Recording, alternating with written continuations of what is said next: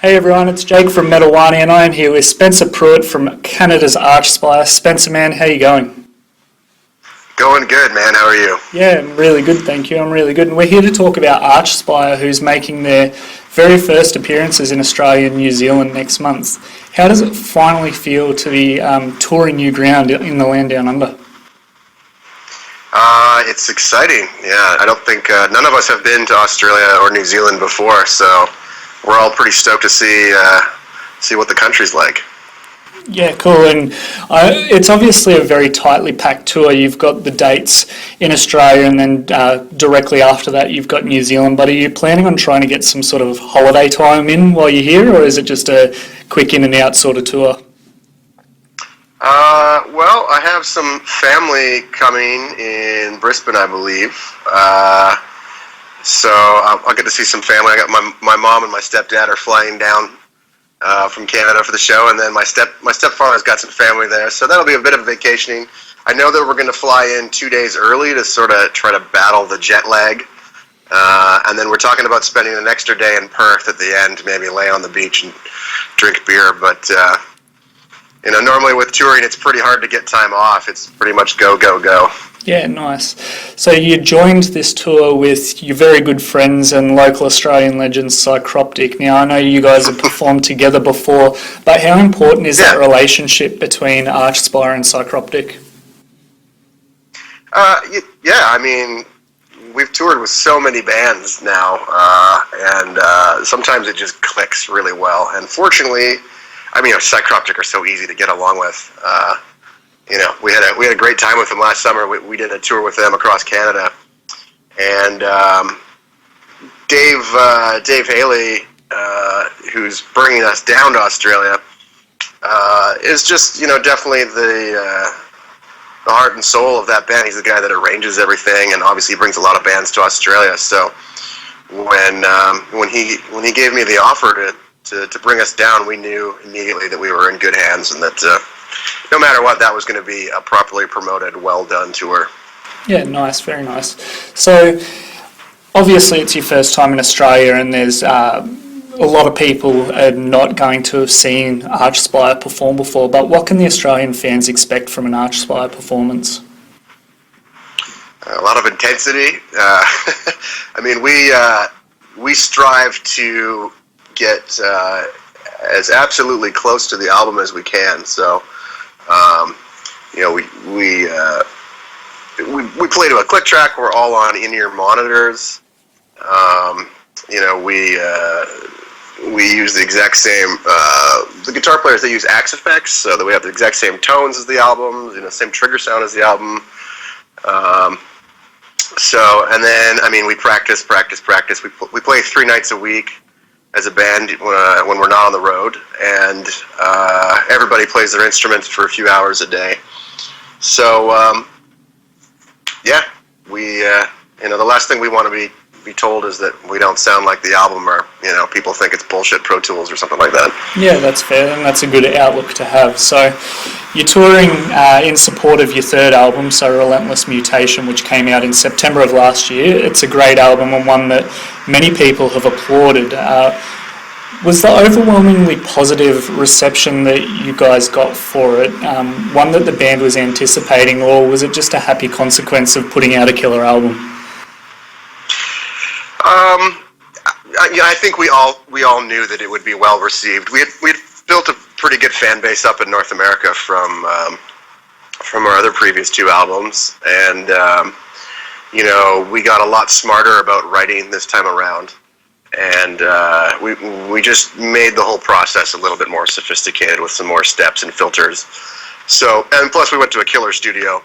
We knew Dave Otero would make us sound awesome. So, but once it was recorded and we could hear it, and it was like maybe, God, we had to wait 7 months for it to come out, which sucked, but we all had a feeling that it was going to be a really good reaction, and we were hoping that we would start getting tour offers from all over the world, and thankfully that happened, so we're stoked.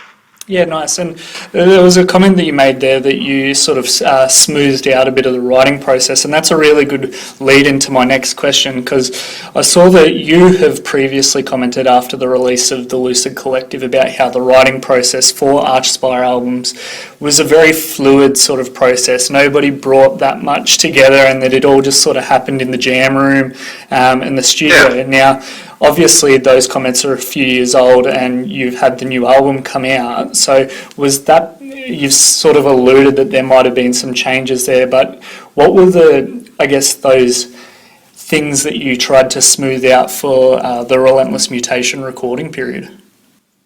So at the core, the writing is still the same. We're still the same group of guys, and we still come to the jam spot with really nothing prepared. Maybe sometimes somebody will have a new technique or a melody idea, but nobody like pre-writes songs or anything.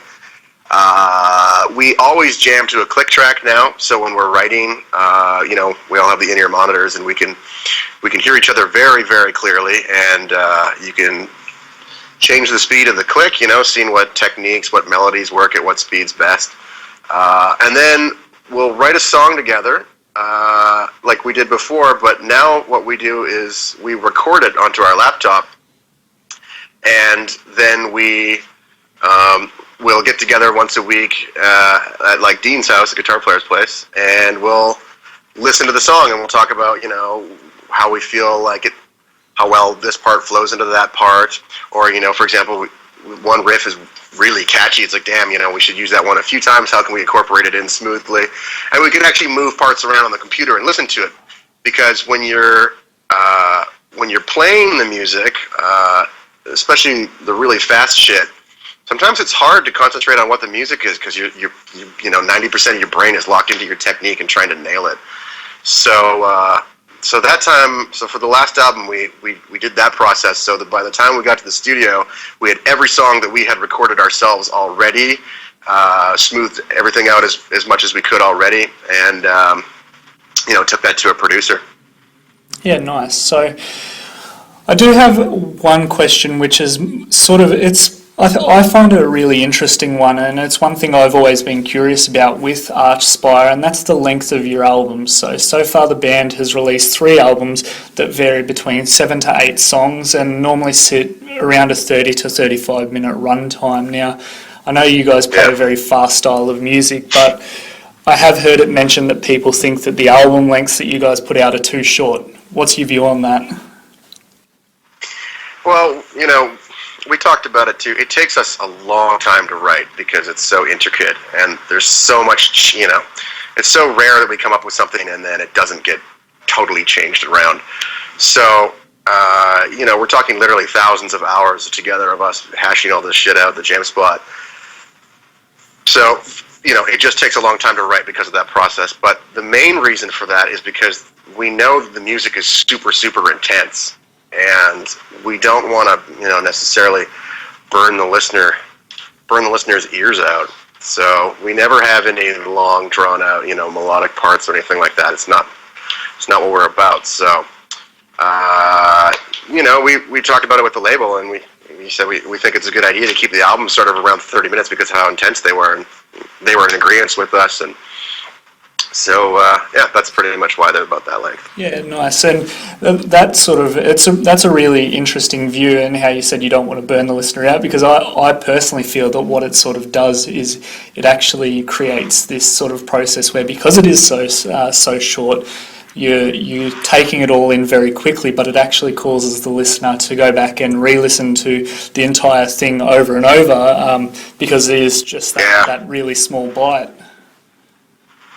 Sure, yeah, and you hear more of the intricacies. I mean, there's so much stuff going on most of the time. The first time you hear it, there's no way your brain's going to know what the bass did and what the second guitar did, or, your brain will jump back and forth between the instruments and the parts because there's so much intricacy and craziness. Every time people go back, they can, pick something new out. Yeah.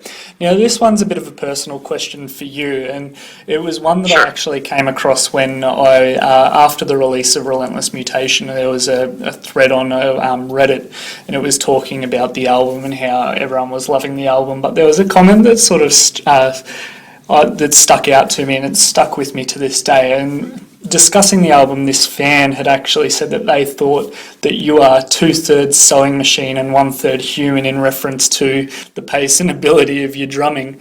If you had the chance to respond to that fan, what would you tell them? Thank you. I mean, it's... I spend so much time in my life trying to be tight and fast and relentless, and stamina is such a big part of the style, So I think, the reason that there'll be lots of blast beats that go on for a long time is because it's on purpose.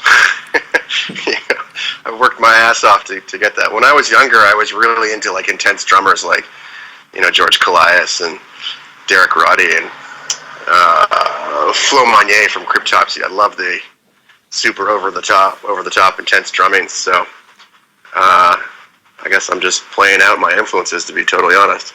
Yeah, fair enough. Now, playing in a genre that is considered very far away from the mainstream, even in terms of metal, like tech death being considered sort of one of the more extreme forms, is undoubtedly tough, but Archspire seems to be one of those bands that has pushed through that ceiling and is starting to make a real go of it. If someone came up to you and told you that you were their idol and that they're creating a tech death metal band and asked you what do you think it takes to be in one of those bands in 2018, what advice would you give them? I would say the people that you're with. I think the key to our success has been the fact that we are all such good friends. We've been together for 9 years. We're like a family with each other. We've come up with our own sense of humor. We have our own sort of code of conduct of, how you're supposed to act in the band. And those rules are on purpose so everything stays fair and everybody stays happy. And then you also have to pick, you'll never be great at everything. You need to figure out what you're good at and then work your ass off on that and improve on that as much as you can, because that'll make you more unique.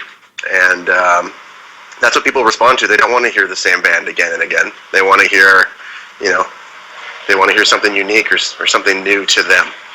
So that's what I would say. Yeah, and that's definitely something that comes through not only in Archspire in terms of their position in the tech death metal community, but also from album to album. So that's a really good thing to hear. Cool. A final question for you, Spencer. And sure. This is a really, really simple, really basic one.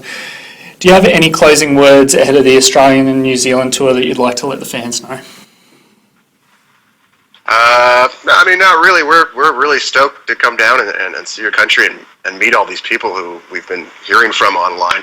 I'm really stoked to check out some of the beer down there, because Dave Haley was telling me the craft beer scene down there is pretty dope right now. So it's booming. I'm gonna drink all your beer. All right, Spencer. Thanks so much for your time today, and we look forward to seeing you when you come down next month. Right on, man. Come by and say hi.